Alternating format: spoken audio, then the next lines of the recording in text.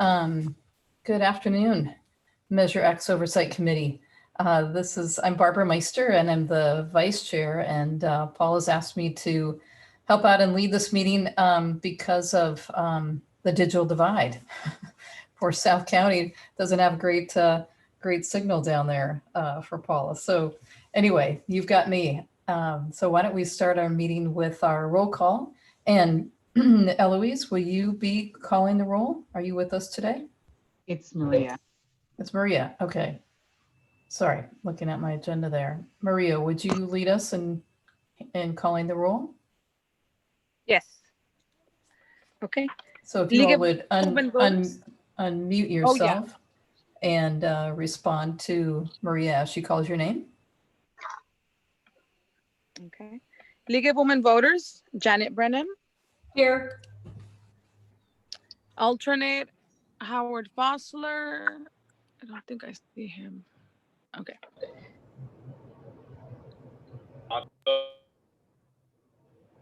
Salinas Valley Taxpayers Association, Kevin Dayton. Here. Monterey Peninsula Taxpayers Association, Tom Rowley. Here. Alternate, Rick Hewer. Here. Senior and Disabled Service Agency, Kayla Boomba. Here. Alternate, Teresa Sullivan. She's going to be absent. Okay, thank you. Bicycling Advocate, Victoria Beach. She's absent. Labor Organization, Rod Smalley.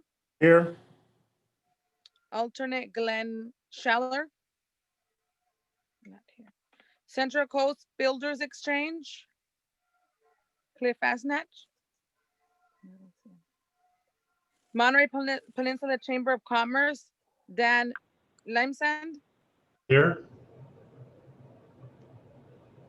Sierra Club, Scott Walt.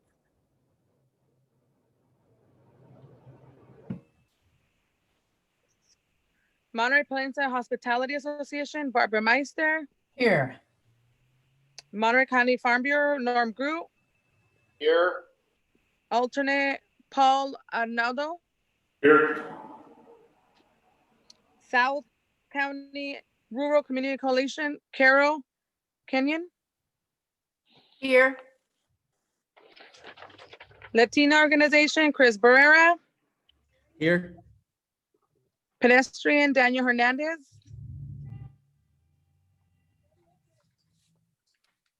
Here. Carpenters Union Local 505, Sean Hubert. Here. Okay, did I miss anyone?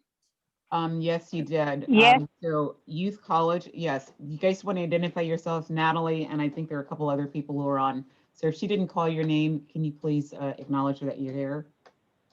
Natalie, let's start with you. Hi, I'm Natalie. I'm the youth representative alternate.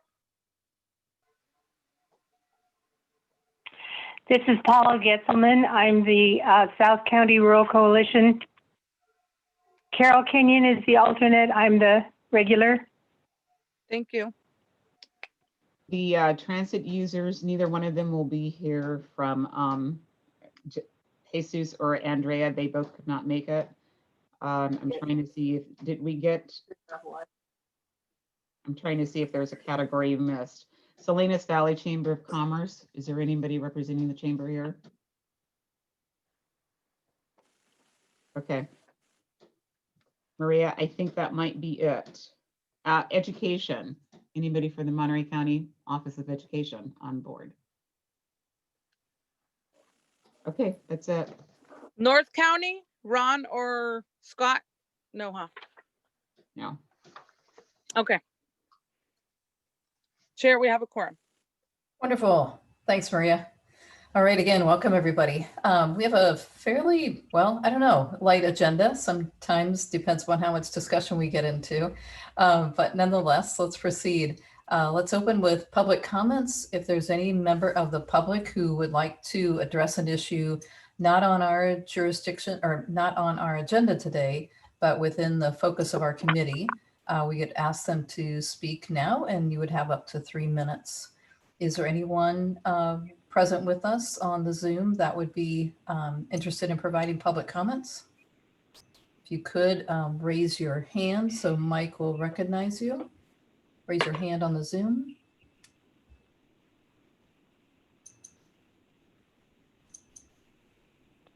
Or speak if we've not seen you. Don't see any hands raised. Okay.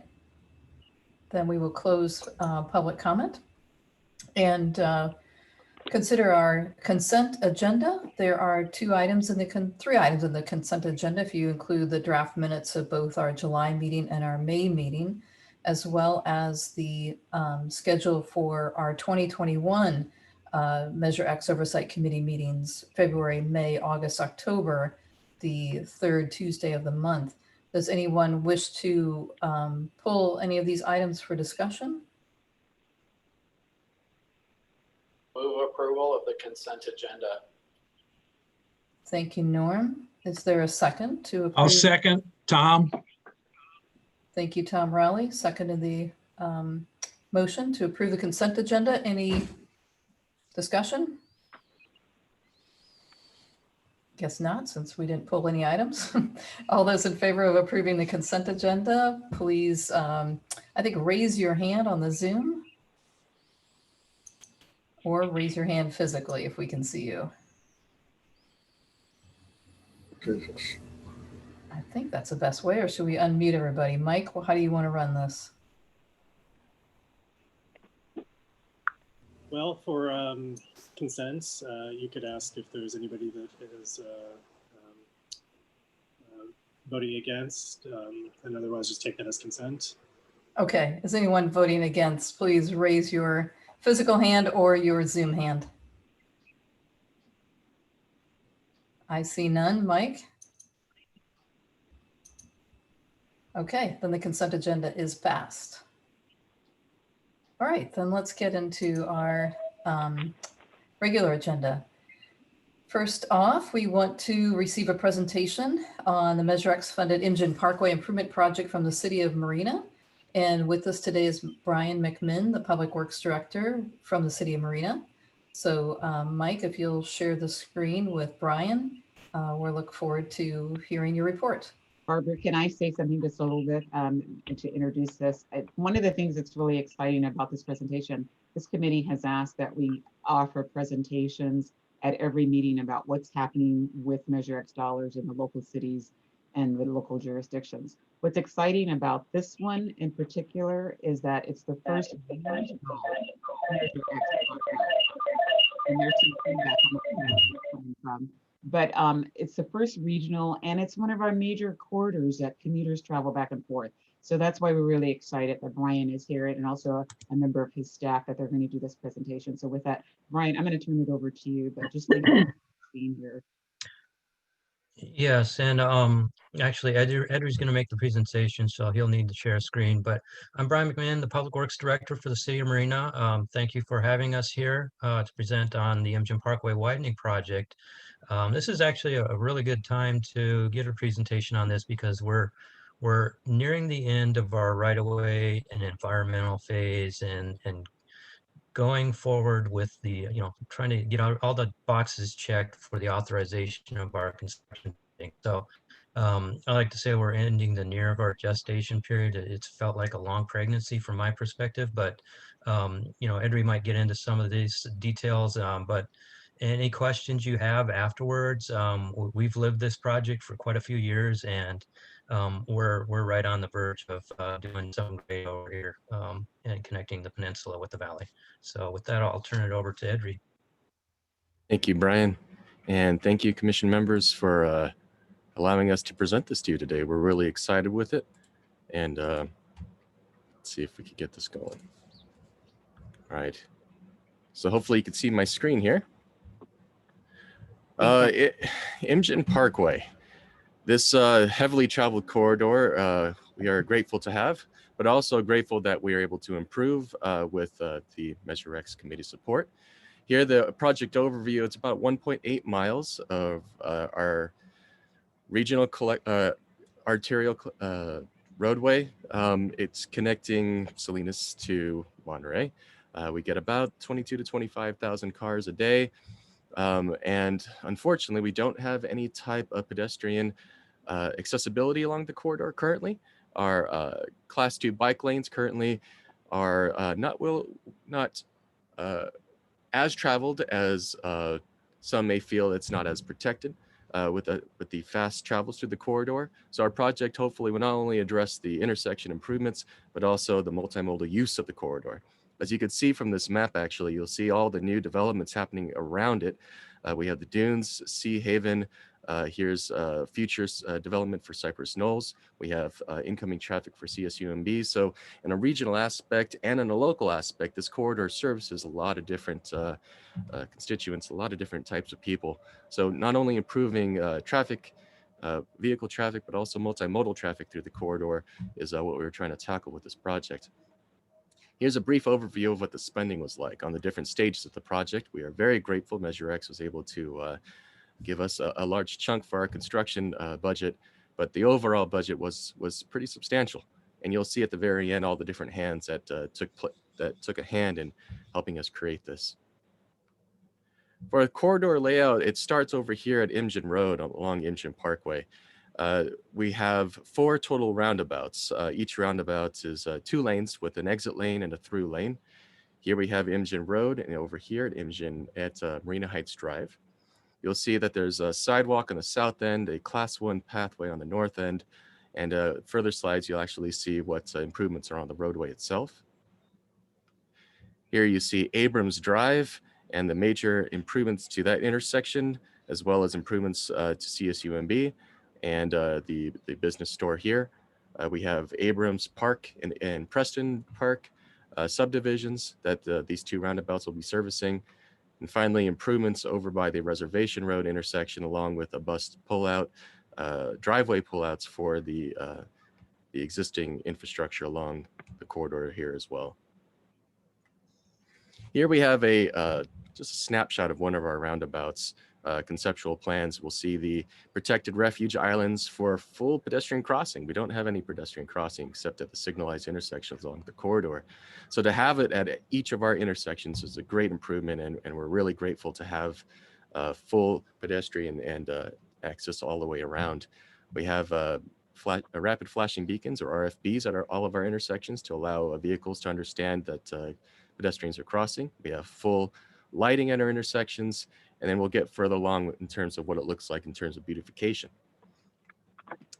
Along the corridor itself, we have these class 2 protected bike lanes with buffers. We also have beautification in terms of landscaping. And here's the expansion of what is currently a 2-lane road on Imjin Parkway. We're expanding to 4 lanes, or 2 lanes in each direction. That really help the traffic flowing through, and we'll get into traffic timing a little bit later.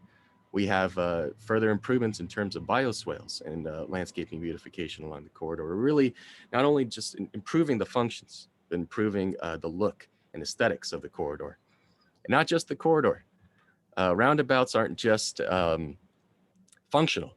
They're also centerpieces for potential artistic improvements. We have 4 different themes for each one of the roundabouts. I believe it's diversity, Fort Ord's history. What is the other ones? I think it's biodiversity. There's one more. I forget what it was. Recreation. Thank you, Brian. Recreation opportunities. There we go. We also have a generalized theme of a dolphin theme heading down our bioswales towards the ocean. So as you're heading towards the ocean, you're going to see these in the bioswales, these dolphin cutouts. It's going to be really beautiful, and our Rec and Cultural Services Commission is really excited for that. So this is kind of a summary of what those improvements are in a cross section of the roadway itself. We're widening the roadway from 2 lanes, or 1 lane in each direction, to 2 lanes in each direction. We're installing these 4 roundabouts along with a mixed use path on the north side, a sidewalk on the south. We have protected bike lanes, stormwater treatment areas, retaining walls and sound walls for the subdivisions, landscaping, irrigation improvements, lighting improvements all along the corridor, it's going to transform the corridor from what it currently is to something truly beautiful for the region. You probably heard this before about modern roundabouts, just the overall safety characteristics versus a signalized intersection. You'll see the different percentages in terms of reductions in overall crashes, fatality crashes, injury crashes. What it really is it prevents the head-on collisions and really creates a more, it's not just slows down traffic, but alerts traffic to what's around them, helps them travel through the corridor in a much safer fashion. Here's some further percentages.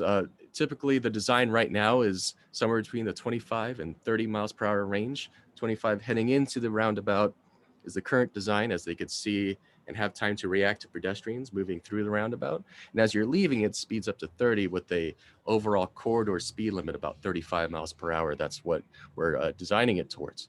Now, you may think the current speed limit right now is 50, 55 miles per hour. What will it do if we lower the speed limit for the whole corridor to 35 miles per hour? Well, not only does it protect pedestrians' fatalities, but it also, eliminating signals and going to roundabouts, we save about a minute of travel through the entire corridor. It seems like magic. You're traveling 50, 55 miles per hour now. You're going to drive 35 miles per hour when roundabouts are there. So how do we save a minute of time? Well, you're saving time in the delays at every traffic signal. And with a 1 minute reduction in overall travel through the intersection, you notice that these are projected travels to 2035. A 1 minute reduction, our design team reviewed the studies for emergency responses. It ups emergency response effectiveness, or saving lives, by 15 to 30%, which again is a further benefit to the improvements that we're doing through this corridor. Project status, Brian, you could talk a little bit more about this, but you could see all the different hands that were part of this project, getting us to what we're currently at as the 100% design stage. We're moving forward with bid plans. We're moving forward with a package to the California Transportation Commission. And Brian, do you want to talk about right-of-way certification and environmental mitigation? There goes my therapy. Thanks, everybody.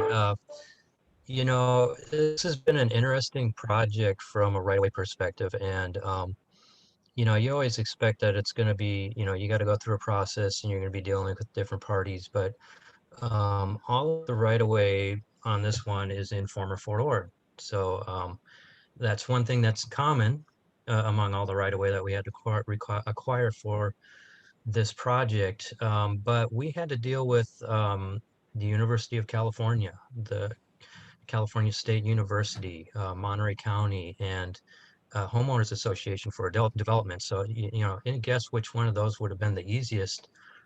It was the Homeowners Association, because all the others have their process that you have to go through, and their way of doing things. And COVID-19 kind of hit this project as everybody as well, and the state did grant some extensions on that. But when we were dealing with people like the UC Regents and CSUMB, and when COVID hit, they're putting all their resources towards trying to figure out how to deliver instruction to their student population. And right away, or property matters were not very high on the priority for them.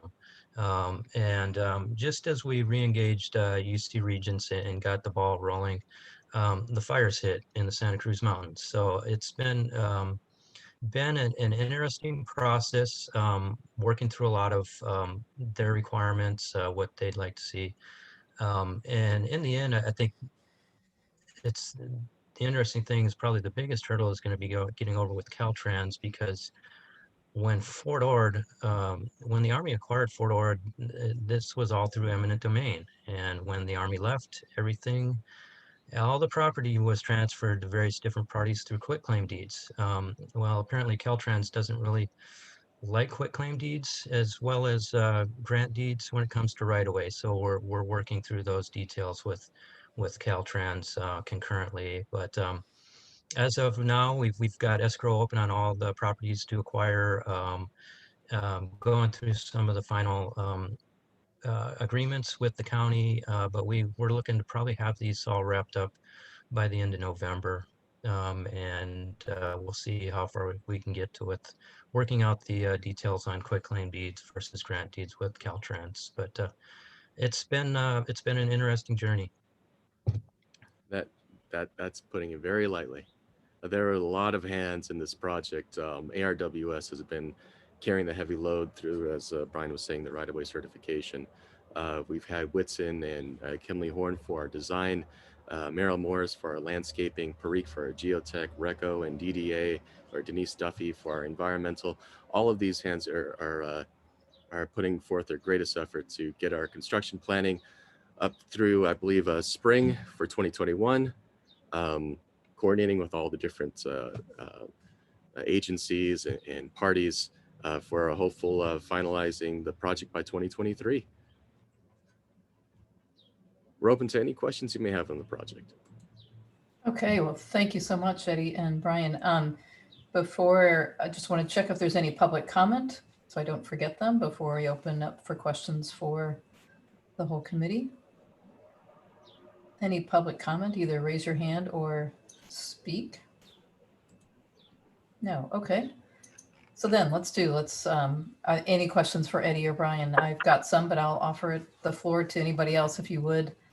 Raise your hand or your fake hand. Okay, I see Scott Waltz and then Janet. Scott, unmute yourself.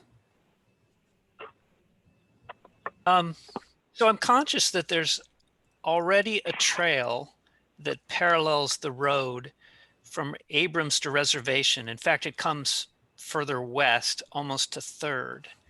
And it's a lovely option.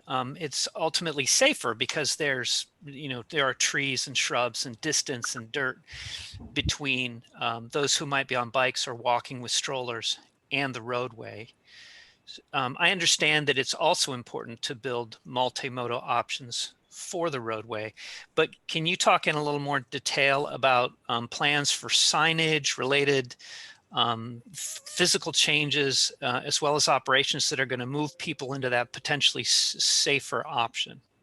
And this is a more general question because I think there are any number of places where there are trails off the road that are also paralleled by the on-road bikeways.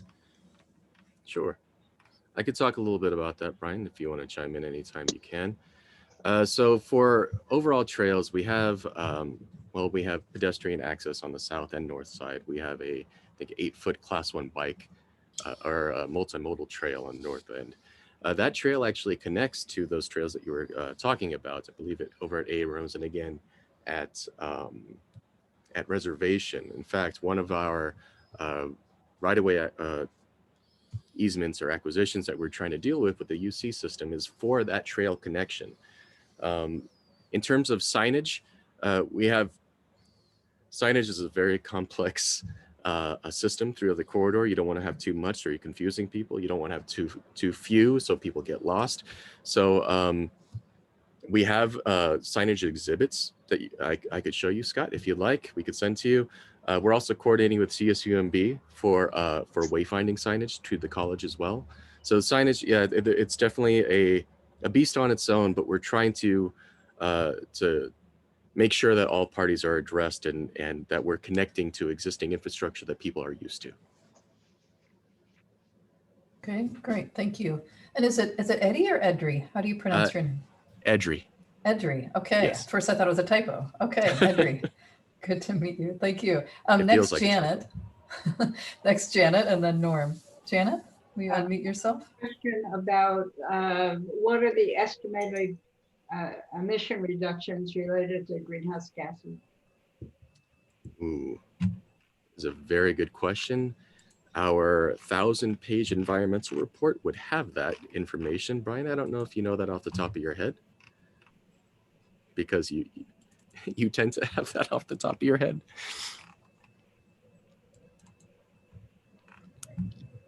I was surprised you didn't include that in your presentation because Mhm. greenhouse gas emission reductions are really substantial as the Mhm. result of roundabouts. And, that's important information. So you might consider adding that to your presentation. You definitely will in the future. And yes, you are correct.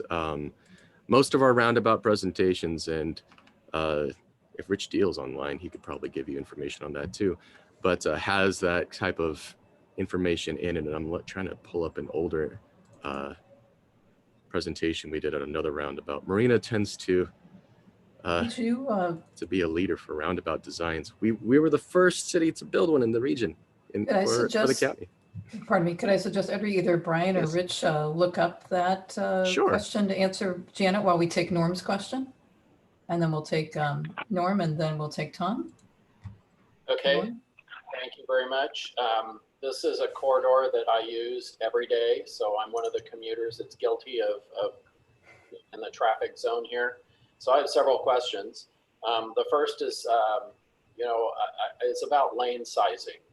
The roundabout that's at Highway 1 and Highway 68 is very good in what it does, but the lanes are very narrow, and it confuses a lot of people because there are 2 lanes going around the roundabout, but they're very narrow and people don't stay in the lane. So I'm just wondering if there's additional capacity that's going to be added to these roundabouts to allow for wider lanes, and particularly also for trucking traffic that uses this corridor.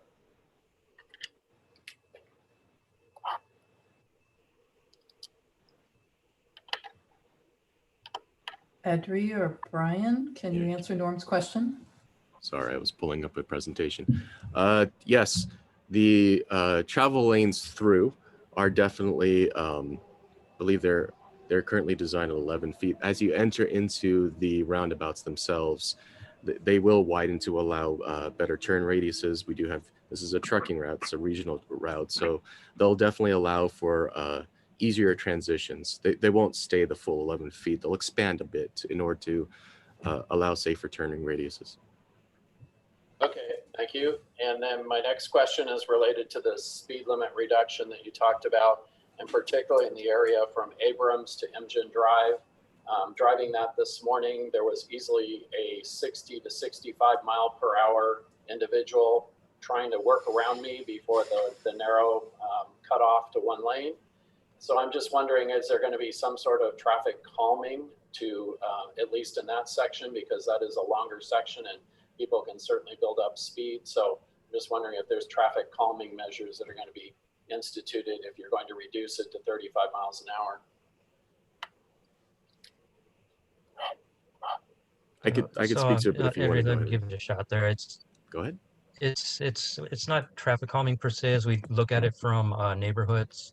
All the roundabouts are going to have a little bit of a slight S curve coming into the roundabouts, and I don't know if you could see that on what Edri put up, but it's not a direct shot into the roundabout. It's a slight curve to the right and the left, so you're lining up and looking at the traffic that's in the roundabout as you approach it. So that'll shorten it up a little bit. The lane widths are narrower to encourage slower speeds on that segment as well. And that's one of the features that's going to encourage the slower speeds for traffic overall. And the speed, there will still be some people that will go faster than the general speed of the traffic, but overall that general speed will be lower. Mm-hmm. Okay, Norm? Along with that, in that particular section, there is a access into Sea Haven that people are currently using. And if they're moving east on that particular section, they're making a left turn across traffic. Is there going to be a left turn lane there or some sort of allowance for left turns, or is that going to be blocked off?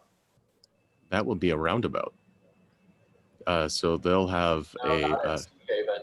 There's an entrance to Sea Haven that is not on your map. Okay. Is that further west? No, it's between Abrams and Imgen Drive. It is a roundabout. That's Can you pull let it me up try. again? I'll try to pull it up again. Yeah, give me a second. Okay.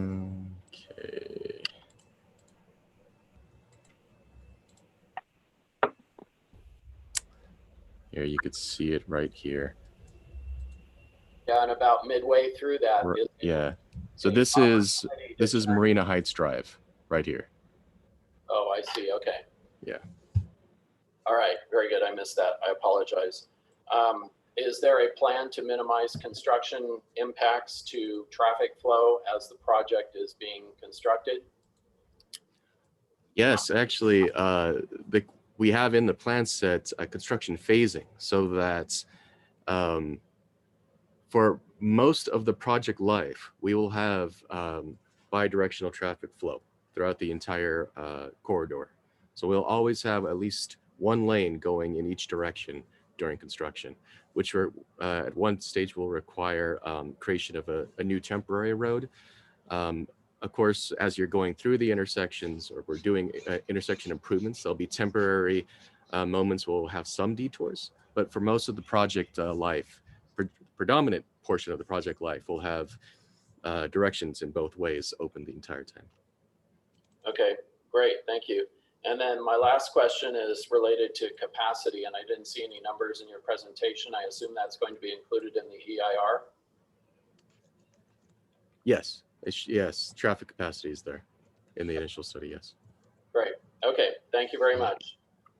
Okay. Edry, this is Debbie and Barbara. Yes. I just wanted to clarify, first of all, the EIR is completed, isn't that correct? Yes. Okay, and then in terms of the interchange closures, I just wanted to give a plug for the city and also to talk about the fact that Teresa will be coordinating with the city. Public outreach doesn't stop during construction. And I know that Marina has done an excellent job of getting the word out during their prior projects. And because it's a Measure X project, we're also going to be having Teresa coordinate with them to make sure that travelers get regular information, hopefully on a weekly basis, as the different construction phasing happens. Yes. Yeah, Okay. we're really thankful for that coordination. Thanks, Debbie. Tom Rowley had his hand up. Tom? Yes, good afternoon. I'd like to say this is really encouraging to see this traffic project move forward. It was identified a long time ago, at one time by the TAMC CAC, as a great need for alternative routes between, that was before IMGEN even was the initial improvements on IMGEN. My observation traveling this at various times of the day in both directions as a user, most of the people do observe the 45-mile-an-hour limit. And if the lights are green, it's really a good, efficient way. I'm disappointed to see that the traffic speed is going to be lowered to 35, although I will agree with Norm Groot's observation. There's always a few speed burners that have to try and pass everybody, where currently it narrows from 2 lanes to 1. We still, even when this is upgraded to 4 lanes, we still desperately need the alternate bypass to Highway 68. And I know I've talked to Debbie Hale in private about this as much as over 10 years ago. This is still desperately needed, as well as the improvements to completion. These improvements are desperately needed. So it's great to see this project going forward, and I compliment everybody that's involved in it. But I sure would like to see some parallel planning for that third alternative to Monterey Salinas Highway, this route. And I just don't see much activity or much emphasis. The last thing, for Mr. Waltz's benefit, all the times I have driven this route, I have seen one biker, one, total of one. So I don't know if it's an education process or if we're spending a lot of money for bike lanes that are maybe not going to be used. So I hope that's not the latter case, because we're putting a lot of money into bike lanes. And just like Monterey spent a boodle of money, a lot of it was grant money for what we commonly now refer to as the bike lane to nowhere. I hate to see the same mistake being done with very, very short availability of funds for TAMC into a bike lane that may not be used, either short-term or long-term.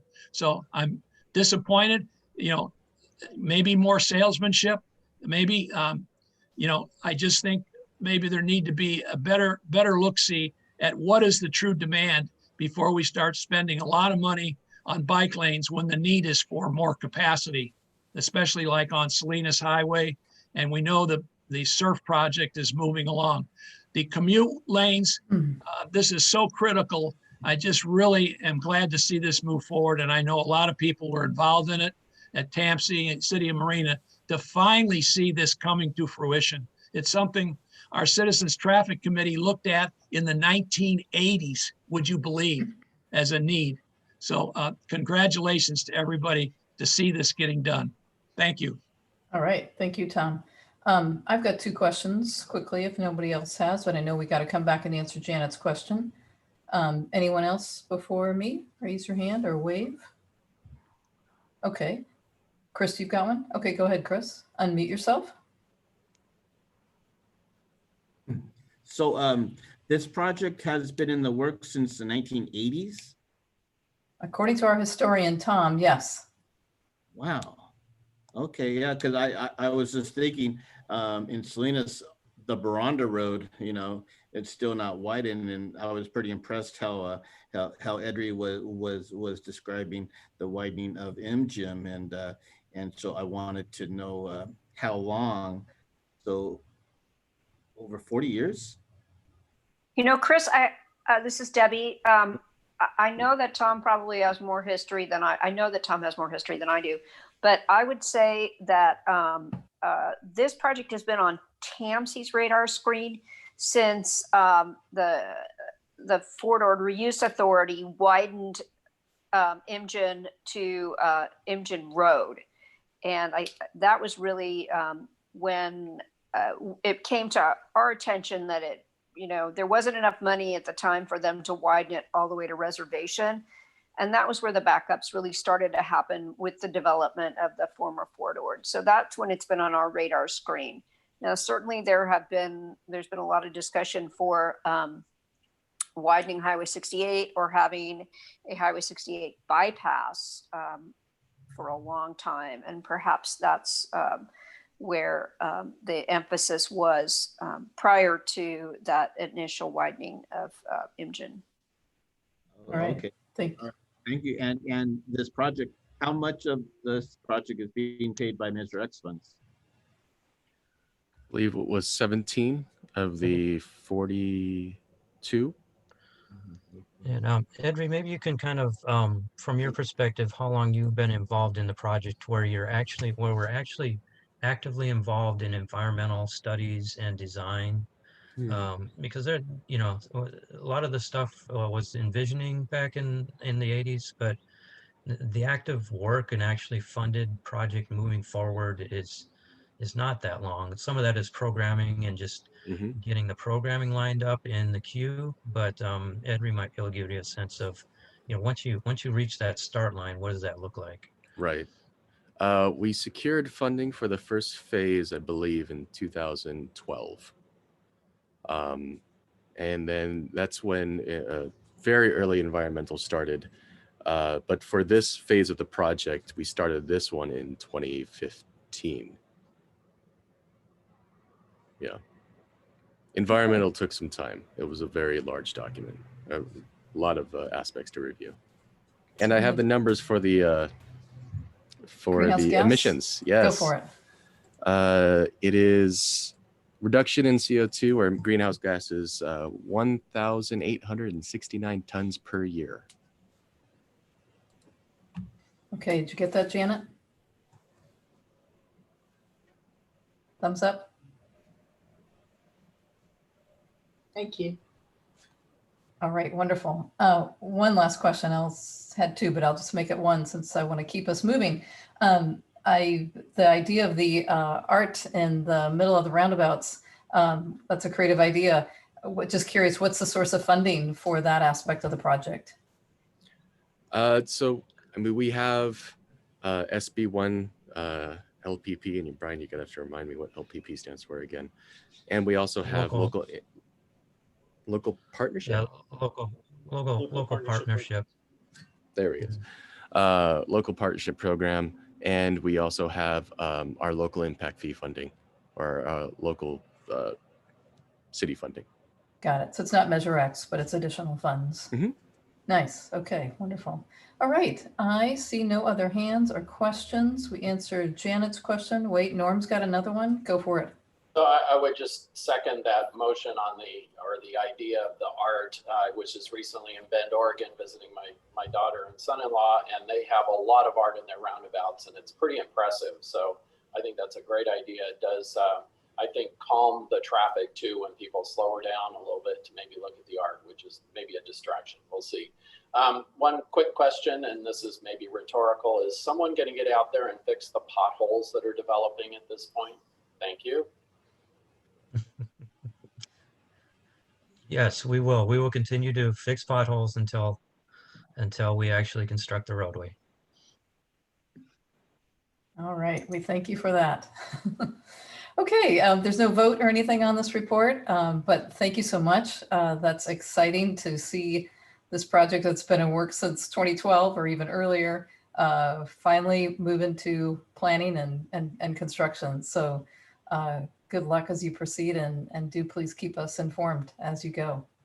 Okay, thanks so much, Edri, and thank you, Brian. You're welcome to stick with us if you want, or you're welcome to zoom out. Okay, then let's move on to our next item, which is also a report. Another interesting project. One of the reasons the Monterey Bay Aquarium was supportive of Measure X and campaigned on it is the Fort Ord Regional Trail and Greenway FORTAG project. And Stephanie Castillo is going to update us on that. Take it away, Stephanie.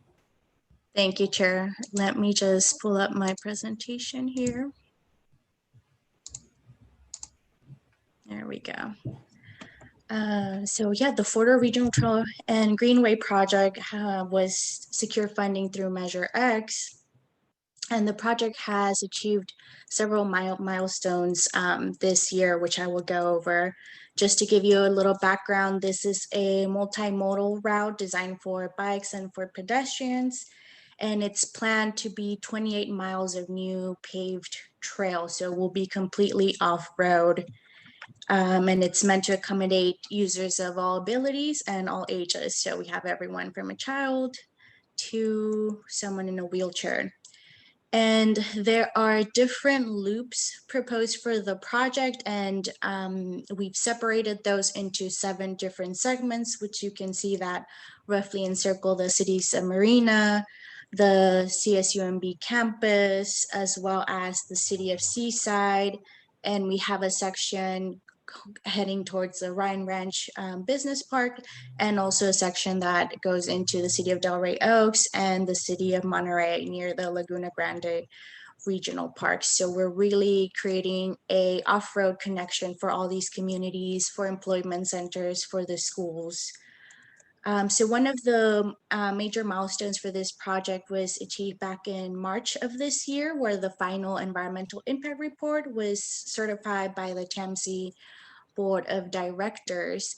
And we also had a master agreement for all the jurisdictions, as I mentioned, Seaside, Monterey, we have the university. So everybody came together to approve the project through the master agreement.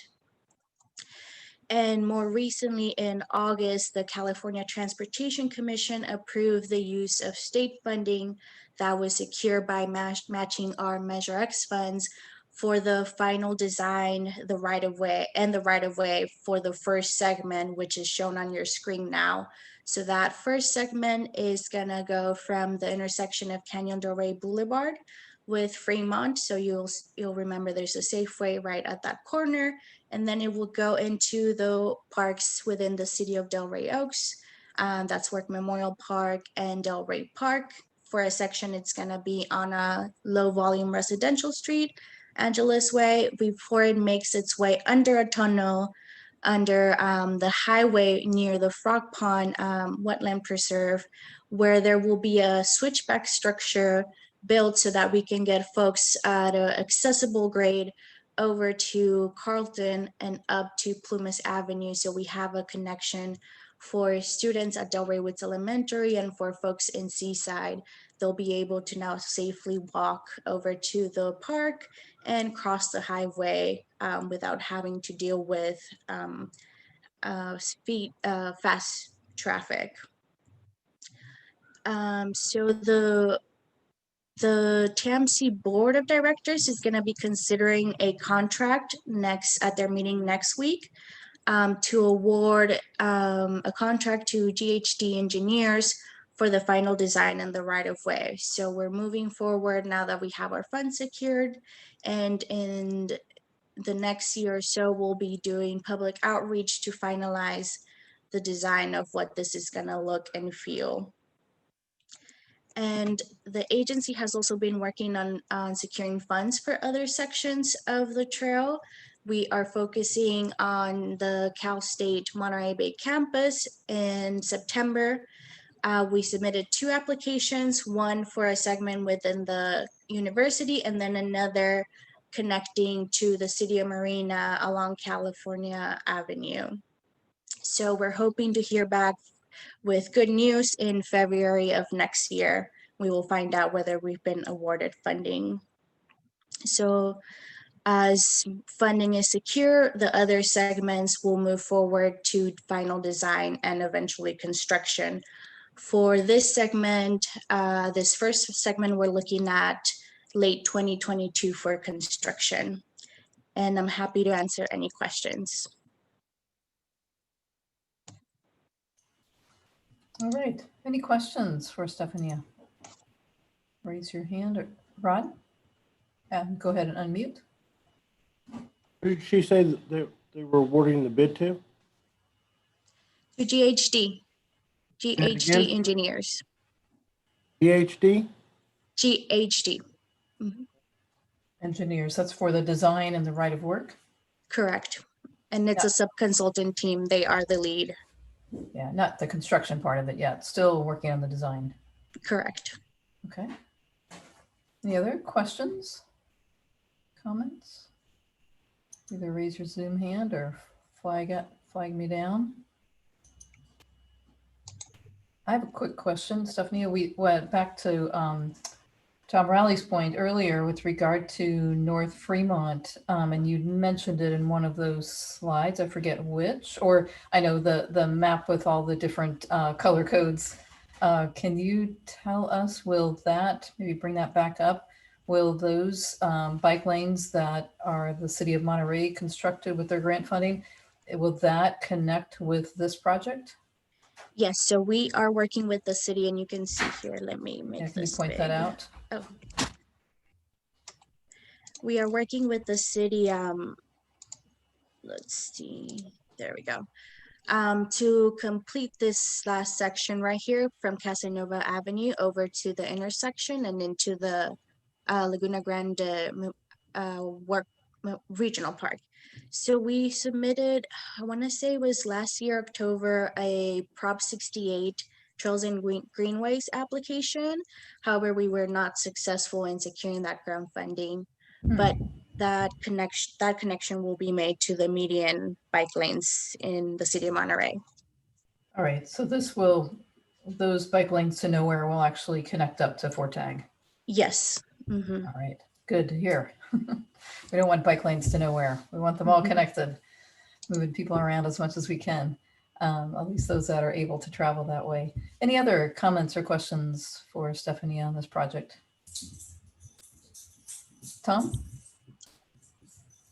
Unmute yourself. Very quickly, Tom Rowley again. I'm on the City of Monterey Neighborhood and Community Improvement Program Committee. And due to the budget crunch, there are a lot of projects put on hold, put on the back burner. I believe one of the projects was a big chunk of money for designing the missing block from Casanova to Canyon Del Rey, because you're missing land on the ocean side where they plan to put the bike connection. Basically, you're forced to cantilever out over basically the creek bed that goes underneath Safeway and underneath and empties into Laguna Grande Lake. And it's quite an engineering, and I believe we're over $1 million just on trying to design on how to do this. But I think that's one of the projects that got either put on hold or in limbo due to the budget crunch in Monterey. You may have read about it in the paper. At this point, we don't know when the NIP program, as it used to be called. We've been following this for years and put up a lot of money toward not only the bike lane, besides the grant money that was obtained by the city of Monterey. But it was disappointing to see the project end at Casanova Street. And that's how it got the nickname. I didn't invent that, but somebody else smarter than me figured that out. So the thing is, I'd like to say I'm optimistic about getting the funds just for the design work, because the last time I heard it was over $1 million, because basically you're trying to run a bike lane and the road, Fremont Street, over what's air now. So how are you going to support that? Cantilever it out? It's a real engineering challenge. So to be determined. So glad that this is moving forward. Maybe by 2023 or when this project finishes, they'll have a design. We'll have a design for that missing block there between on Fremont between Casanova and Canyon Del Rey. So sorry for that bad news, but that's where it's at right now. Okay, thanks, Tom. Anyone else comment on the Fortag project? All right, if not, thank you, Stephanie, and keep up the good work. Very Thank you. exciting to see the progress there. And thank you, Scott, too, for all your work on this. How are you feeling about it? Any comments from you before we move on? Oh, you're muted. Okay. Tansey's, I think, been taking the lead in a very successful way, solving problems, meeting with people, reaching out to the community. So everything goes forward very successfully at this point. All right, very good. All right, thanks again, Stephanie. Okay, let's move on to item 6, which is from small projects to big projects. Mr. Rich Deal talking about the regional Measure X funding on regional highway projects, one of my favorites, Highway 156 and others. Take it away, Rich. Thanks, Barbara. Yeah, we've got a lot going on. Every single major Measure X project is moving forward in a way that I'm very pleased. So let me just share screen and we'll get to all the rest of them.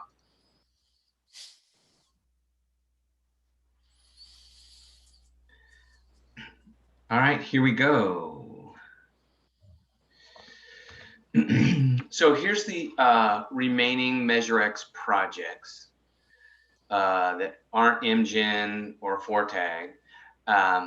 We've got the Highway 68 corridor improvements, the 156 Castroville Boulevard interchange, US 101 south of Salinas improvements, and the Surf Highway 1 busway, all incredible projects.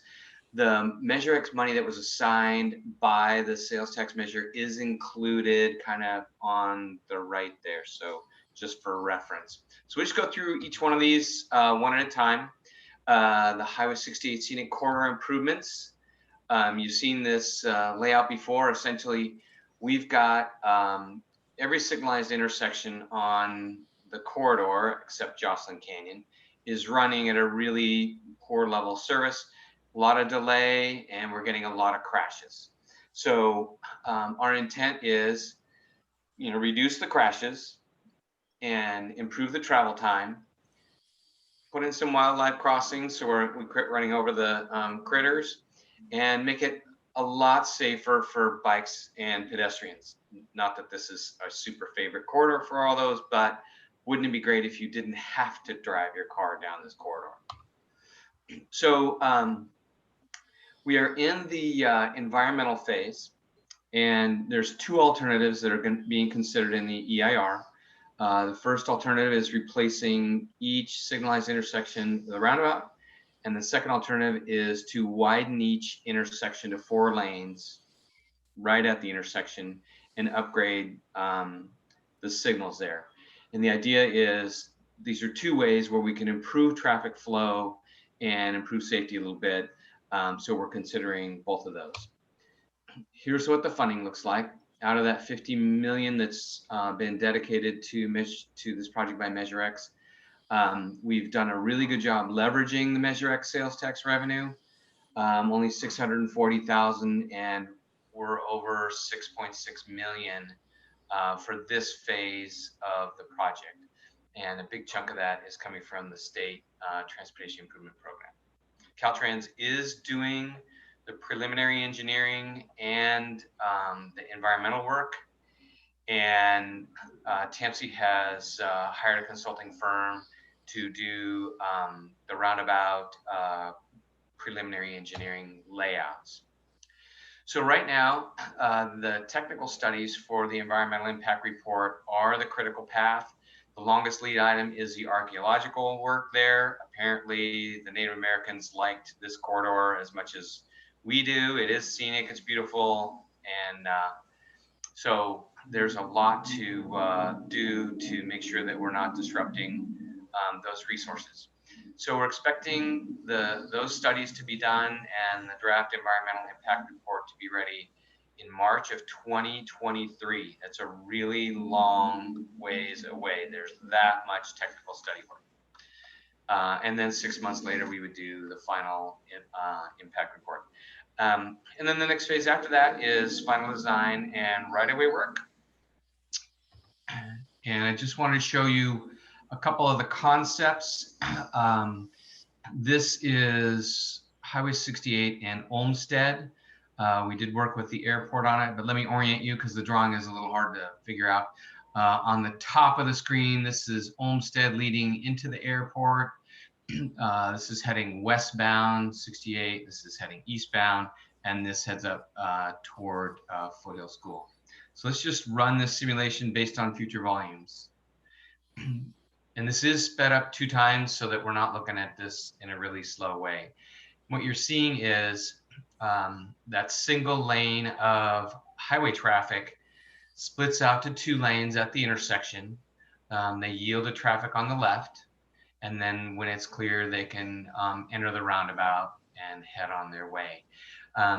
This is a very, very efficient way to move traffic because not everybody's stopping. We're not having signal delay at each one of these approaches. So the queues are not very long and it's a very efficient operation. This one, I apologize for the graphics, but this is the best we could do right now. This is actually the largest intersection that we're looking at, which is Highway 68, which is running east-west. And this is Canyon Del Rey Highway 218 on the north end, and then Montero Road on the south. And what's notable is this dual left turn entering the roundabout from Canyon Del Rey, because it's a very heavy movement. And so I just want to run through a couple of different features that are new to us in the county that we haven't done before. We've done this flared entry to where we put in this buffer area. It's like a gore with some striping. And what it does is it keeps the lanes at that narrower 11-foot width so that we get good speed control entering the roundabout. But it also provides the space for off-tracking for semi-trucks and other large vehicles. So we've got that in really 3 directions. And this one will move quite a bit of traffic. And you'll see from the simulation that it does move. We've programmed some buses and trucks and things in there that you can see. And I'll just let this run a little bit. One thing you will notice is that circulatory roadway inside the roundabout is always really busy. It has a lot of cars circulating. And that's where the capacity comes from. It comes from moving a lot of cars at the same time through the intersection. You can see a little bit of a queue developing in the eastbound direction. And that's expected with the high volume of left turn traffic coming out of Canyon Del Rey. And those 2 movements kind of compete for that space right there. So we will be working on a simulation for the entire corridor. So that's going to be coming up later. Right now, we just have these individual intersections. So 156 Castroville. Just to refresh everybody's memory, we are looking at the very first segment of this 4-lane widening project that goes from Highway 1 to US 101. So the Castroville Boulevard interchange right now is about $43 million. And we are going to be moving quickly into solving one of the worst traffic crash locations in the county. So we're very excited, and we will be doing some nice connections for bike paths and stuff. This is a graphic that I've shown the committee before, but it does kind of lay out real well kind of what we're going to be doing. And just to orient folks, westbound is to the left of the page, heading toward Highway 1, eastbound heading toward US 101. This housing area here is the Monte del Lago housing area. And so our first job is to remove that existing signalized intersection that's causing all those really terrible crashes. We're going to construct a new interchange with a bridge over Highway 156. We'll have a connection that will serve as the future 156 frontage road to Oak Hills and those properties to the east. Essentially, when we build the 4-lane section of 156, the old highway will remain as a frontage road, and the new 4-lane section will be built off of the existing alignment to the south, and it'll cut its own new path through there. We're connecting the Castroville bike path, and it will go up to North Monterey High School, which is great. At the roundabout, we'll have a nice, safe crossing for the new Castroville Boulevard roundabout there. We're going to have a bike path that goes over the bridge, and it's ready to connect when the county builds Blackie Road extension. So we're planning in smart bike travel right at the very, very beginning. And that's the future Blackie Road path, and away we go. So this project is the farthest along of the ones I'm going over today. Caltrans right now is completing the 65% design. So it's been through a lot of design checks already, which is great. They are beginning the right-of-way process so that we have the right land to make all the construction improvements. And we are in the process of updating the level 2 intersection control evaluation, which is basically a whole lot of individual design checks for trucks and visibility and all kinds of stuff that are related to the roundabout. We did have some habitat intrusion, or I should say the project intruded into the long-toed salamander habitat, Santa Cruz long-toed salamander habitat. It's in the construction area north of 156 that we didn't realize we had, and it also continues through Morro Coho Slough. So this is a really critical issue because the salamander is endangered, so it's protected. And we just had Senate Bill 1231 passed through the state legislature that was pushed through by Bill Monning. So thank you, Senator Monning. And the bill authorizes the Department of Fish and Wildlife to issue a take permit to TAMC, and allows us to actually implement our improvements and provide enhanced mitigation for these endangered species.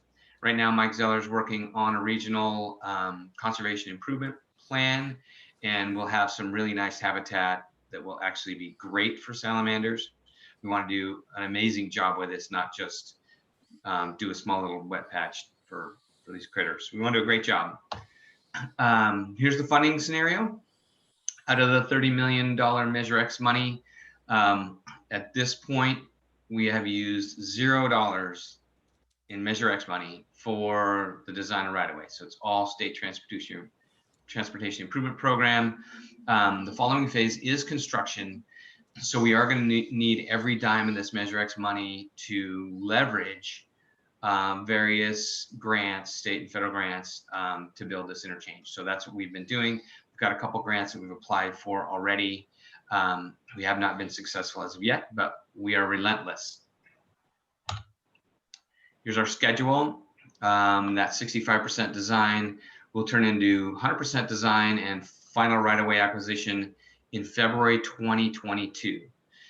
So it's a little over a year away, but this also matches nicely with the Fish and Wildlife permit that we have to get and the Santa Cruz long-toed salamander habitat mitigation area property acquisition. So all those things are going to come together at the same time. We're gonna hopefully list for bids for construction in the summer of 2022. So I'm really looking forward to doing that. And the following phase is construction, which is winter 2023.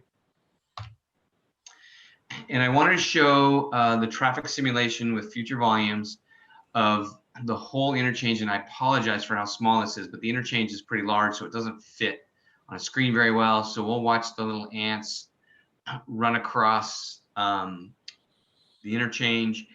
And one of the things I want to note is it's the same volume of traffic that was at the signalized intersection to the west, plus the new volume that we expect to divert that serves North County.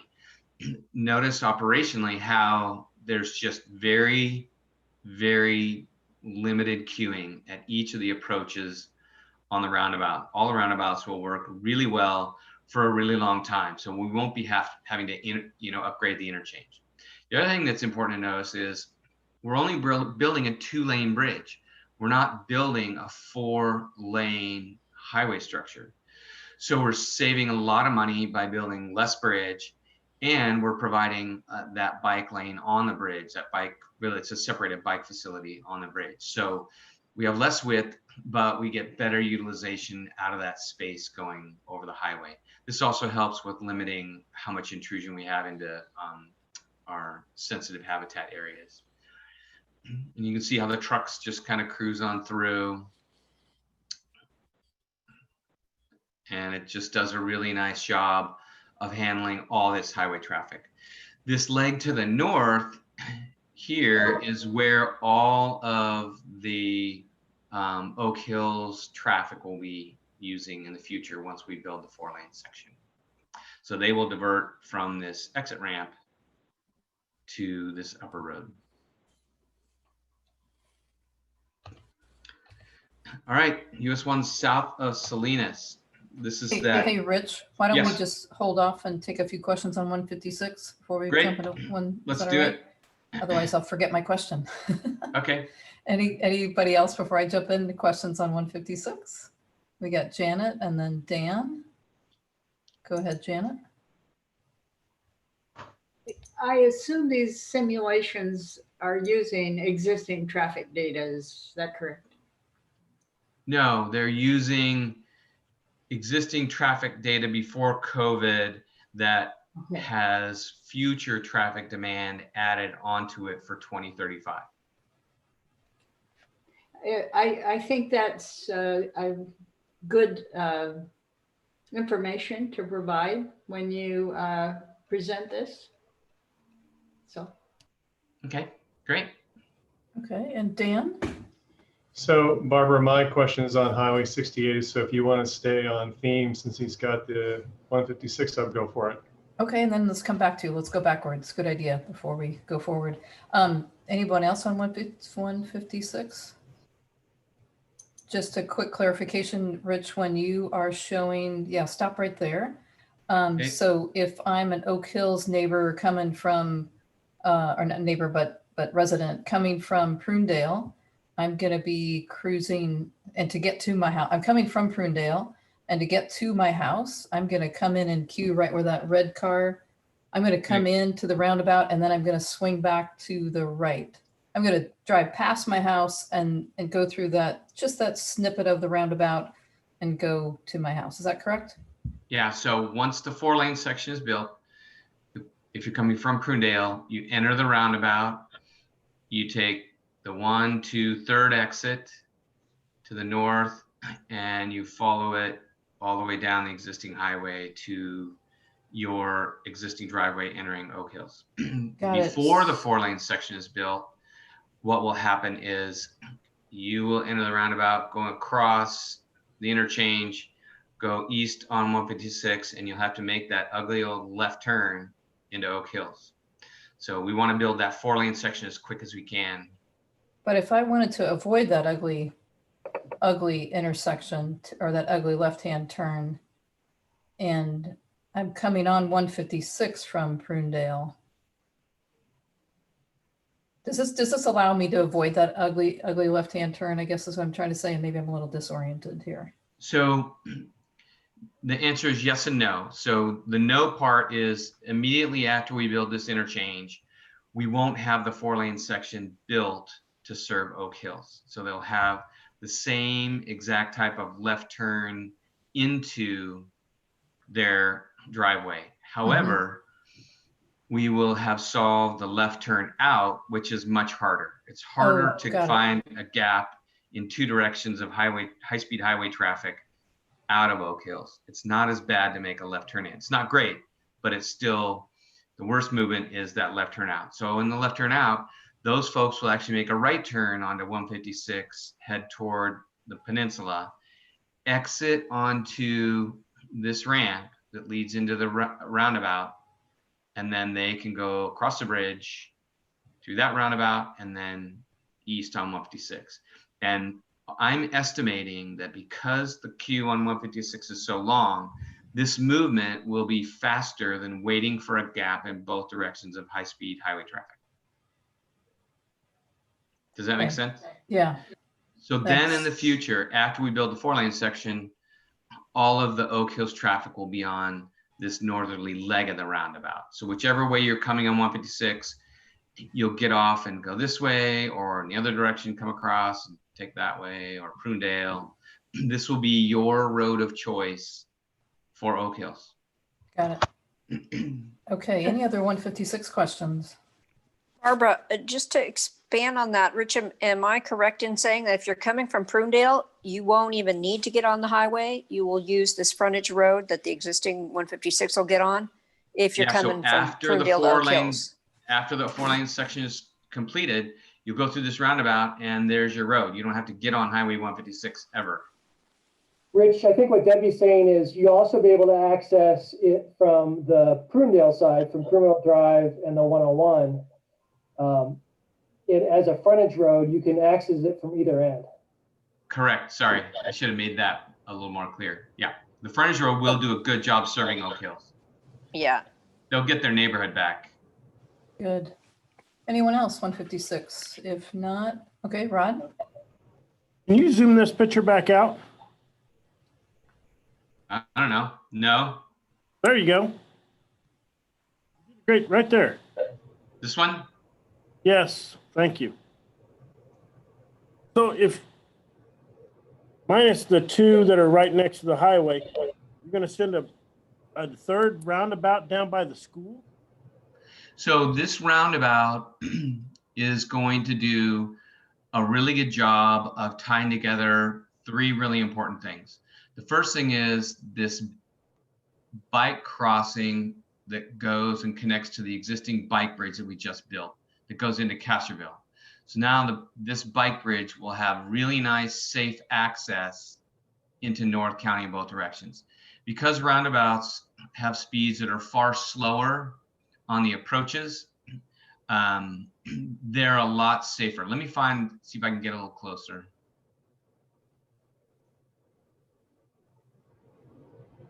I think this goes further north. There it is. So the blue new bike lane will have this crossing here for bikes and peds, and then it can connect up to Prunedale or down to, you know, the interchange. The beauty of this is bikes and peds are crossing one lane at a time, 14 feet with a big refuge in the middle that fits your bike, and then another 14 feet. So the conflict is one vehicle at a time. So if you're coming out of the roundabout, you'll see the pedestrian here or the bike, and you'll yield there, and then the bike just goes across. And then in the other direction, this car, because they're already slowing from this splitter island, they'll see traffic, and there's a much higher probability of yielding with these, and they just cross the other way. So they do a much better job of safely serving bikes and peds than what we have now, which is the higher speed old Castroville Boulevard with, you know, a crosswalk and a warning beacon. Warning beacon's better than nothing, does a pretty good job for what we got, but this is safer.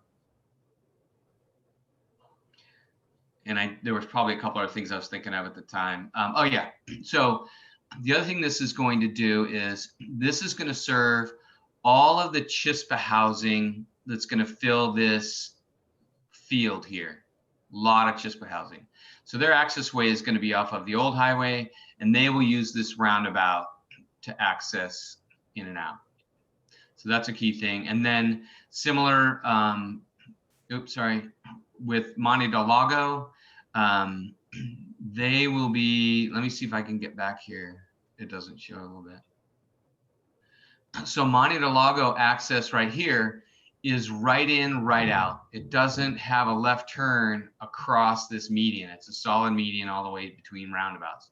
That means for Monte del Lago folks, when they want to make a left, they're going to make a right, go through the roundabout, come back, and enter this roundabout. It's actually, again, faster than trying to find a gap in both directions of traffic to make a left turn. Similarly, coming from Prunedale, if they want to make a left in, they go around the roundabout and make a right into the development. It feels on paper like it's a big inconvenience, but it's actually really simple, and there's very little delay, and it's very comfortable. So it's a nice safety feature that we have.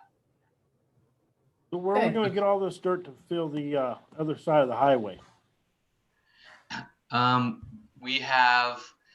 There's actually a lot of excavation here, and there's a lot of grading, and we're going to be trying to balance the cut and fill as best we can so that we're not importing any dirt.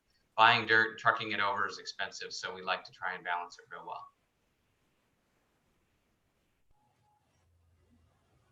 Are you good, Rod? Thank you. Okay. All right. If there's no more 156 questions, then let's head back to Highway 68. And Dan, go ahead. Yeah, Rich, 2 quick questions. You mentioned the critical path archaeological assessment. Yes. Can you speak to the risks around that? Meaning, is it project altering, or is it just pretty typical mitigation that once you find what's there, you can manage it? Can you speak to that a little bit? Can it impact the project in any material way? Yeah. So the most challenging part of the archaeological study is knowing exactly what's there before you dig it all up. And that's kind of the important thing. So mitigation for archaeological stuff is really avoiding those resources and finding a way to protect them in place or cap them. You can cap them with, roadbed.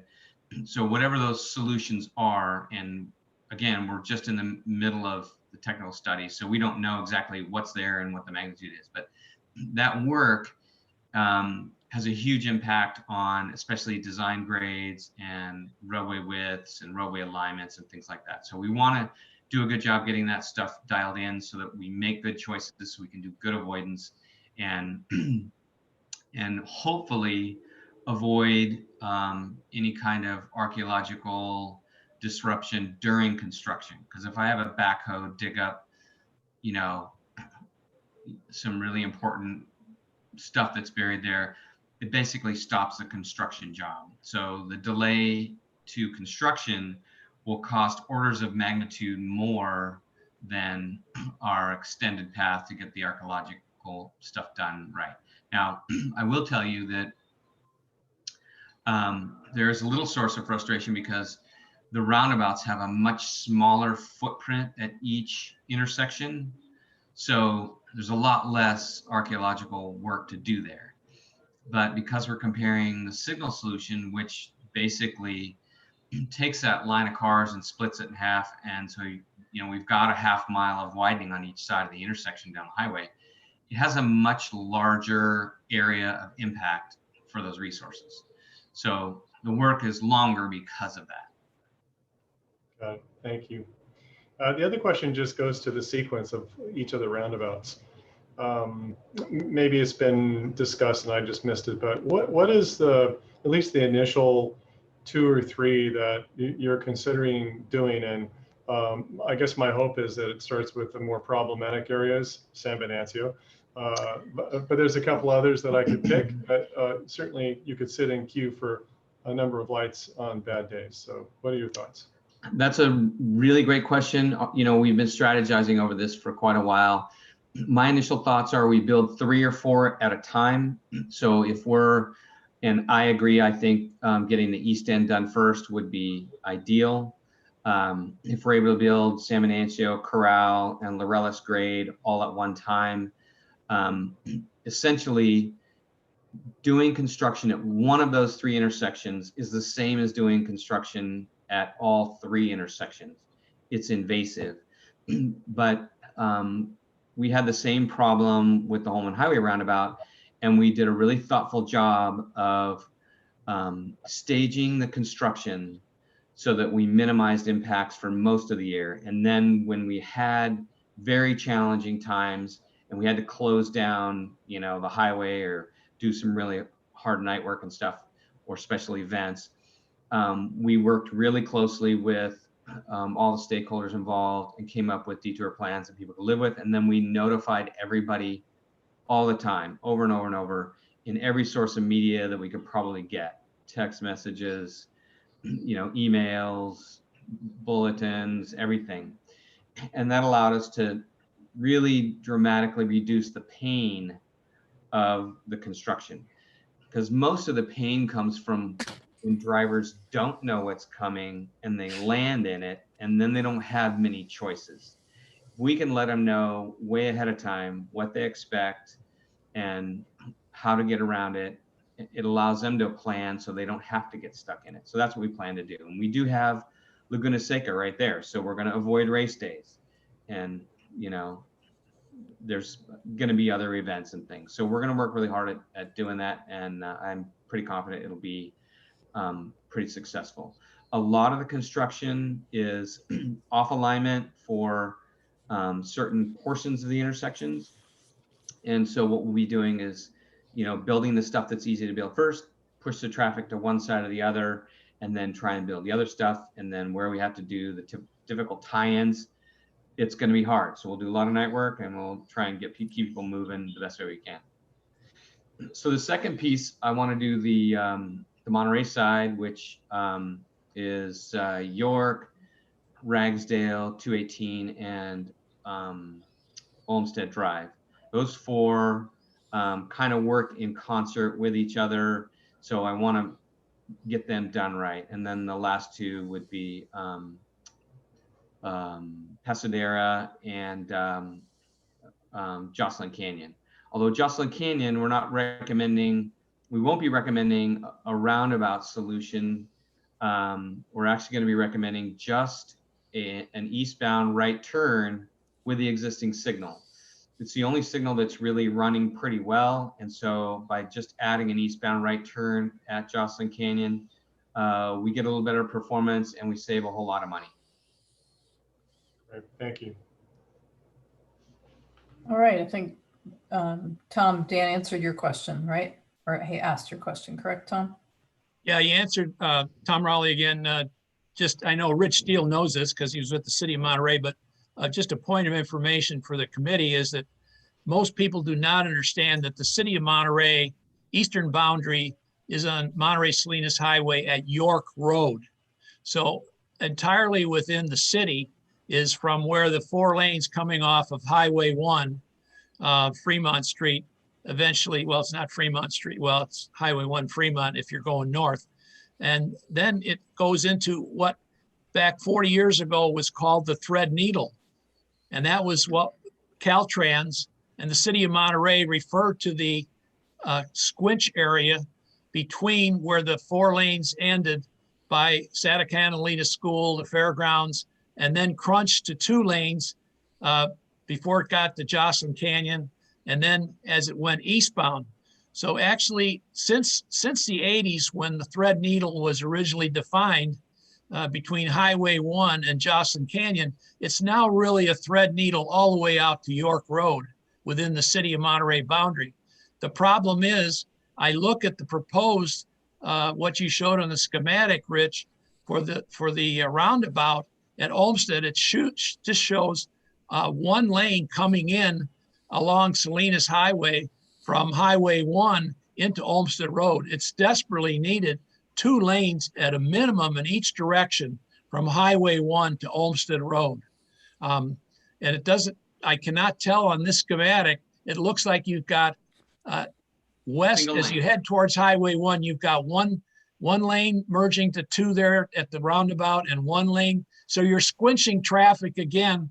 And this is creating a crunch like we had on Highway 1 by Navy School and the Hyatt, Crunch Alley.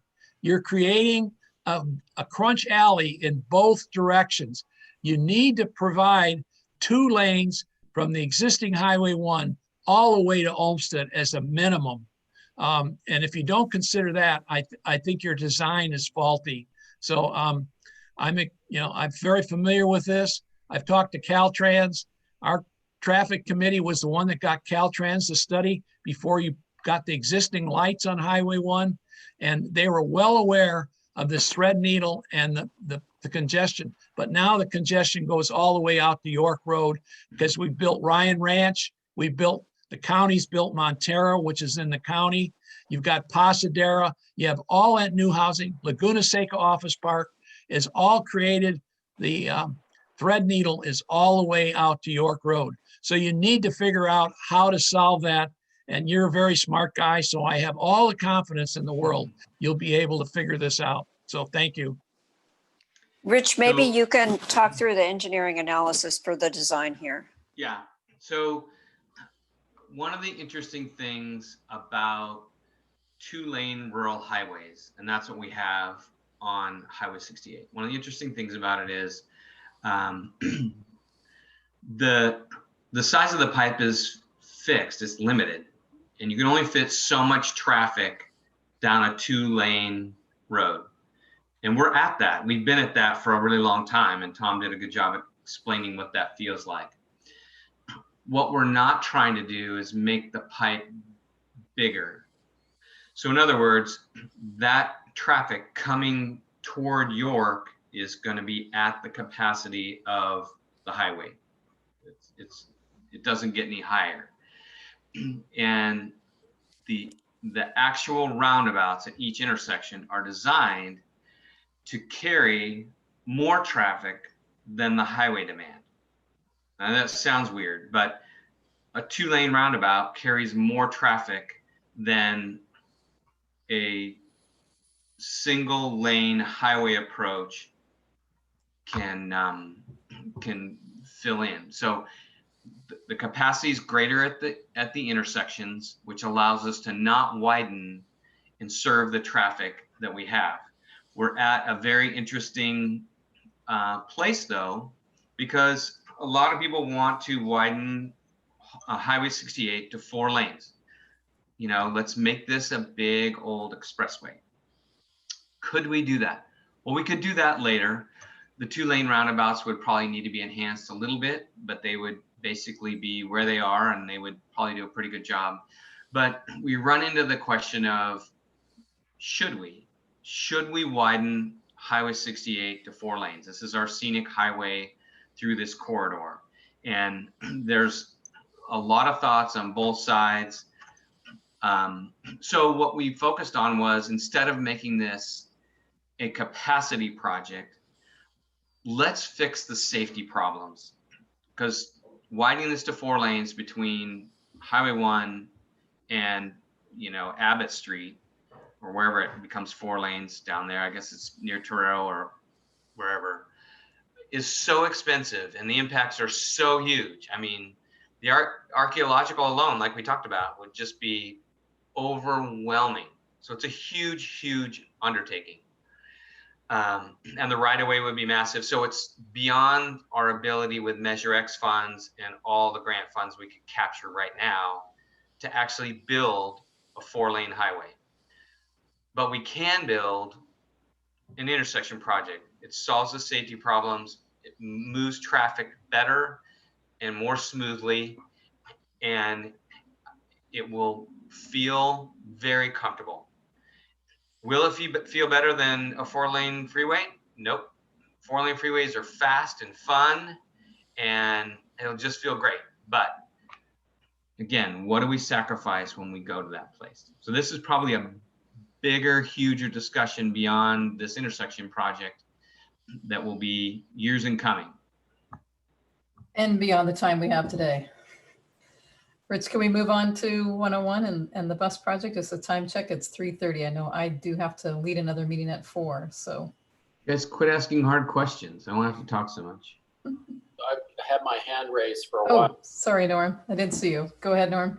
Just have a quick question. I wanted to reconfirm that the entrance at Laguna Seca Raceway is still slated to be connected to the Loralis Grade roundabout. Is that still on the books? It is still on the books, and I'd like to explain how it's on the books. So we have done all the preliminary engineering to serve that north leg, which would be a new access way into Laguna Seca. Laguna Seca is on the hook to build that north leg.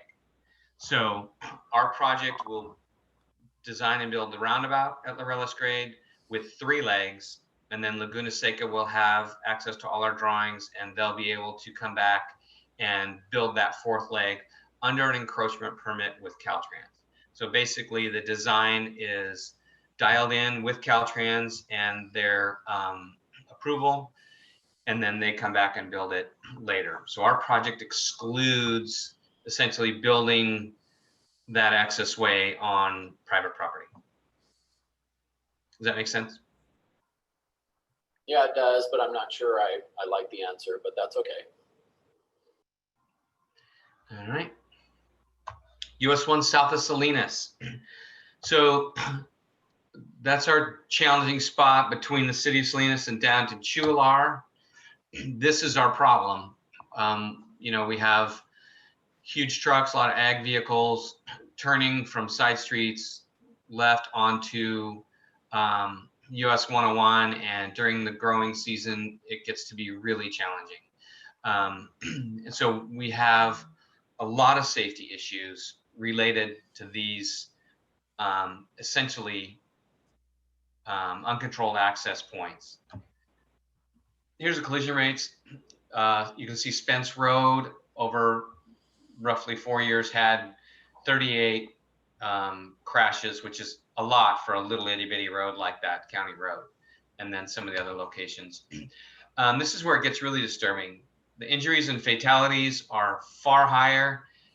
4 of these intersections, Potter, Spence, Eckhart, and Hartnell, they have exceeded the statewide average, which is the red dotted line that you see where it says 100%. That would match every other 4-lane expressway facility in California.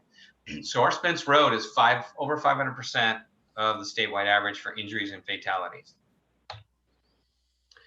So we're at a very interesting place. There was a project study report that was done and a corridor study that was done back in the 90s and 2000s. And it was so broad, it wasn't ready to take into an environmental document. We looked at it and the options were so extensive that we would have spent far too much money and time doing environmental review on every single alternative.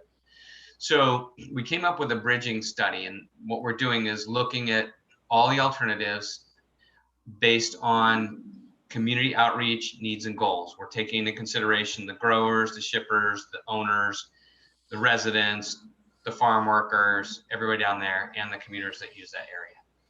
And we're trying to narrow down the alternatives to 1 or 2 buildable, acceptable alternatives that we will go into the environmental document.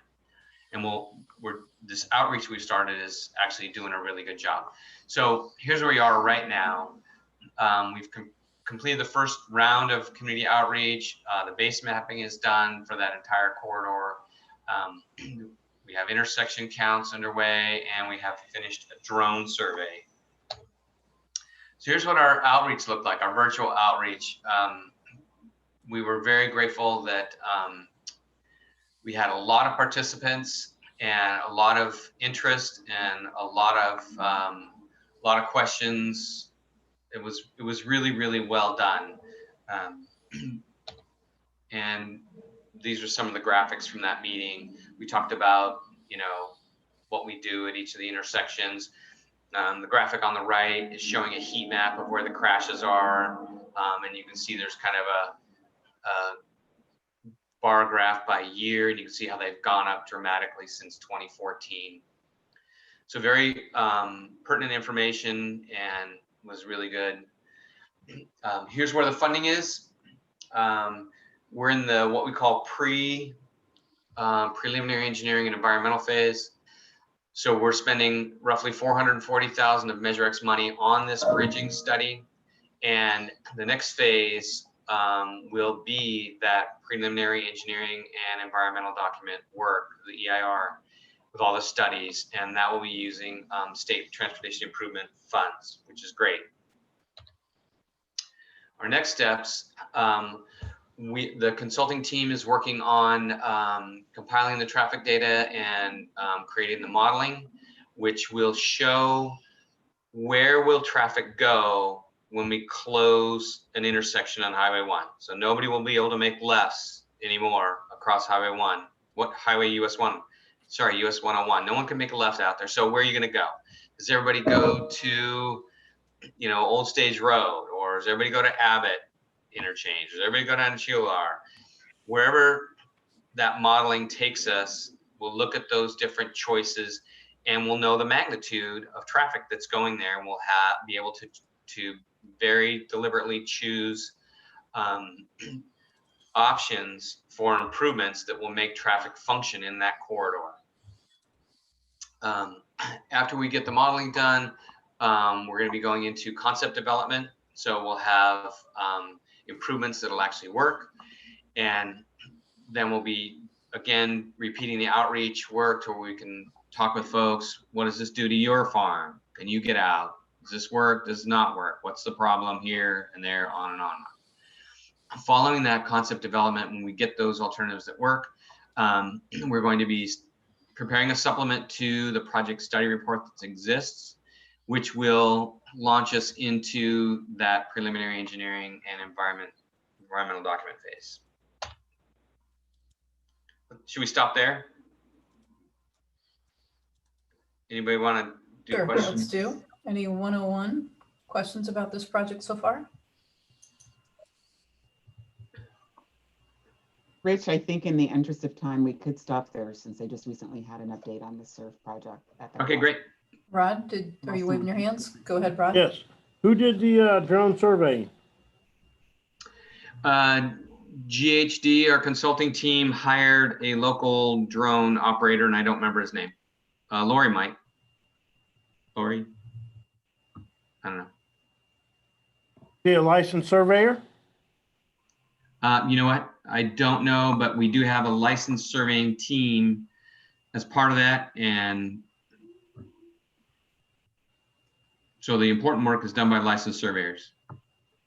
I don't know if flying the drone is done by a licensed surveyor. Just to clarify, Rich, the drone was not for actual land surveying work. The drone was to collect traffic data for the traffic analysis. So it was surveying traffic data.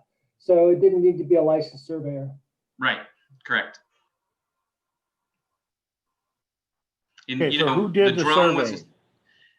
It's a drone survey. What the drone did is they had it hover over a couple of critical intersections. One of them was US 101 and Spence Road, where our really high fatal crashes were. And it hovered over there for a number of hours. And what it did, it videoed all the traffic movements.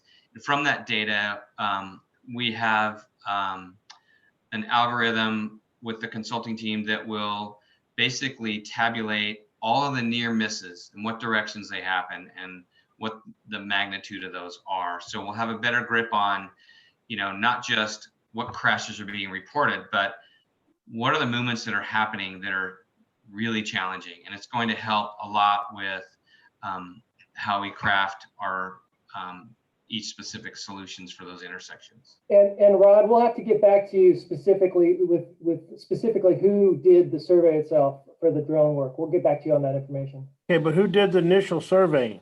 That's what we'll have to get back to you on. So the initial land surveying is being done by Whitson Engineers, which is licensed land surveyors. The drone work is for traffic data, yeah. Thank you. All right, other questions? or comments? Okay, I see none. And yes, Teresa, you were suggesting in the interest of time, or is this something, can you make this really quick, Rich? There's Update on nothing Zoom? really quick. Well, we are running out of time. We have one more item that does need our attention and vote. Yeah, we can totally put this off. It's not a problem. Unless anybody's got a quick question about the surf busway rapid transit. We spent time on that in July. That's why. Okay, and plus you can provide these slides as part of our minutes and report. Okay. Yeah, I will add one note. I would encourage everybody to go to the Monterey Salinas Transit website because they have an extremely good video that covers the entire project, and you can see the simulation of what the project's going to do, and that's worthwhile. But okay, would you put that in the chat, Rich? Yep. Okay, wonderful. All right, keep up the great work, and you're not going to retire yet until 156 is built and 4TAG's built and all these projects are done, right? That's what I keep telling him. You're not allowed to retire. Okay, great. Then I believe our last item for the agenda, it's actually not on our agenda. However, it is a request of Teresa and Paula with regard to the election of our new leadership for 2021. Teresa, can I, as well as our next meetings, Teresa, would you take it from here? Sure, I will. So one of the things that I felt to put on the agenda for this meeting was the fact that we do need to elect officers. Our chair, Barbara, is currently our vice chair. And Paula took her position in January, and so I miscalculated thinking that the election was going to occur in January, which is why it was not on this agenda. But what we need to do is have a special meeting, and we are proposing to have a meeting on either November 10th or November 17th. That's a Tuesday, 2 o'clock, and it's just for this item only. It'll be a quick meeting, but I really need, whatever date we decide, I would ask that you commit to it because we will need to have a quorum, and collectively you will need to vote on who your chair is going to be. And so if you can all check your calendars now and sort of by consensus, either verbally tell us or raise your hands if you have a preference for November 10th or November 17th. Hopefully the further away from the holidays we are might be helpful. So perhaps we start with the 10th and see if that will work for folks or not. Let's give everybody a chance to check their calendar real quick. Yes. 10th, those are both Tuesdays. 10th is the week right after the election. And while they're checking their calendars, let me just go on to say that we elected an audit sub-chair for the audit committee. But one of the things that's going to be important is, as you know, the jurisdictions are going to be turning in all their reports for compliance by the end of December. So we need to have the committee members established because in January, we're going to start that process for the audit. And so we have January to March to get all of the audit material done and ready so that we can then submit it so that it's included in our annual report that we're going to send out at the 1st of May. So that's why it's important that we have this meeting in November so that we can, get all of those details worked out. So with that, anybody have any feedback or thoughts as to whether the 10th or the 17th works best? Why don't I ask it this way? Does anyone have a preference? Like only the 10th will work. So I'll ask that first. Does anybody have a preference that only the 10th? Raise your hand, either your Zoom hand or your physical hand. Norm, the 10th is better than the other? Anyone else? Okay, well then, assuming the 10th is better than the 17th, I'm assuming the rest of you would be available for both. Rod, you're good on the 10th? Paul, Kala, you're good on the 10th? You have to unmute yourself. Chris is good on the 10th. If it works out, my preference is to have it the 10th. If that works for everyone else. You need to unmute yourself, Hala. You have to unmute yourself unless, Mike, you can do it with your master powers. Mike, can you unmute Kala? Kayla. Yes. Kayla, I've got her Send a name link to on ask here. her to unmute herself. You can't do it? I can just mute, not unmute. Oh, darn it. Okay. There you go, Kayla. You're unmuted. My name is Kayla. I apologize, Kayla. And I wanted to know, are we talking 2 o'clock when we're talking about these dates? Yes, we are. Yes. 2 o'clock. Okay, that's all I need. So November 10th, 2 o'clock. That's good for everyone? Do we need a vote or we just need No, we nodding don't. heads and thumbs up? We can just go with that. Is that fine?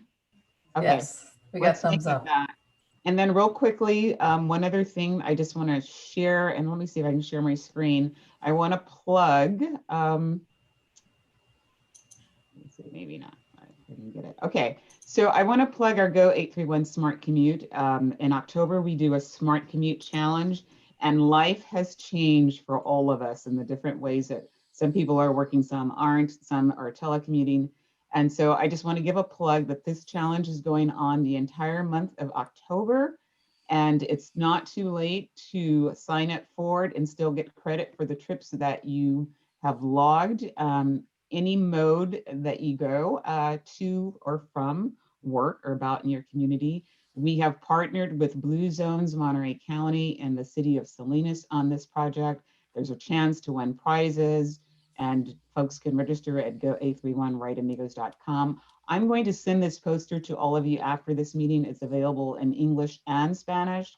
And if you have the opportunity, you can sign up yourself or share it with any of your coworkers or friends or family. And so that's it, all that I have. And I just wanted to plug that. So there you go. Good. That's it. All right, thank you, Teresa. And your new Go 831 staffer was on here, but I don't see her right now. Is that right?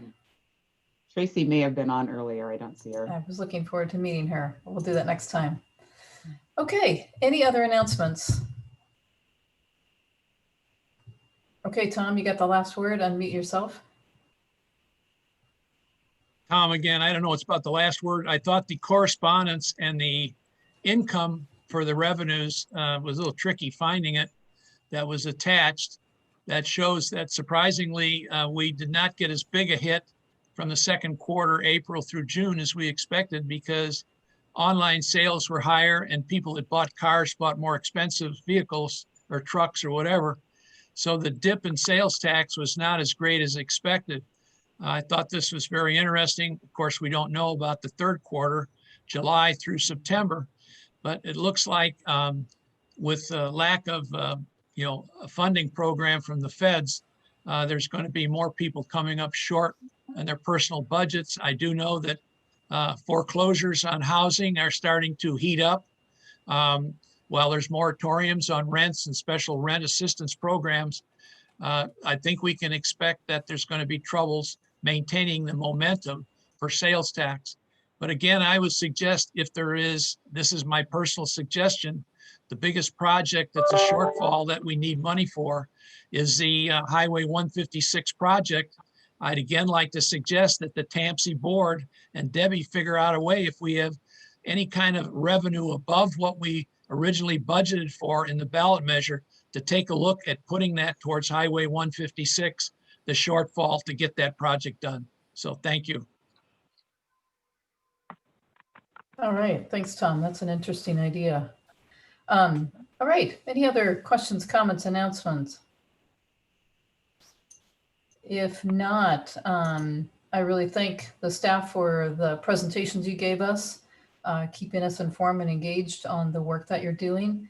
And thank all of you for taking time to be here and serve in this capacity as well. So thank you, everyone. And we'll see you on November 10th at 2 o'clock. And I'll make sure I pronounce Kayla's name correctly. All right. Thank you, everyone. All right. Thank you. See you soon. Thanks, Barbara. Bye, everyone.